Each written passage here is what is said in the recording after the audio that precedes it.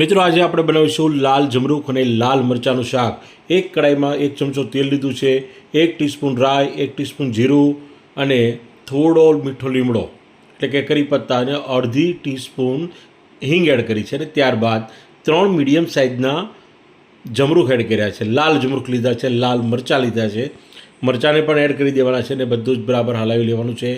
ગેસની flame high રાખેલી છે મિત્રો, અને આ રીતે બધું જ બરાબર વઘારમાં સાતળી દેવાનું છે। ત્યારબાદ આપણે ઢાંકણ ઢાંકીને 10 મિનિટ માટે કૂક થવા દઈશું। બરાબર સોફ્ટ થઈ ગયું છે। હવે હળદર, ધાણાજીરું પાવડર, લાલ મરચું પાવડર, સ્વાદ મુજબ મીઠું એડ કરી દેવાનું છે।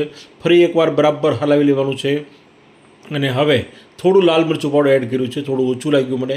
ત્યારબાદ આપણે 200 ml જેટલું પાણી એડ કરી દીધું છે।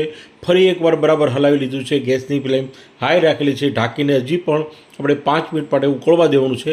ત્યારબાદ સ્વાદ મુજબ ખાંડ એડ કરવાની છે ગળપણ માટે, અને આ રીતે આપણું શાક બનીને તૈયાર છે। એન્જોય કરો।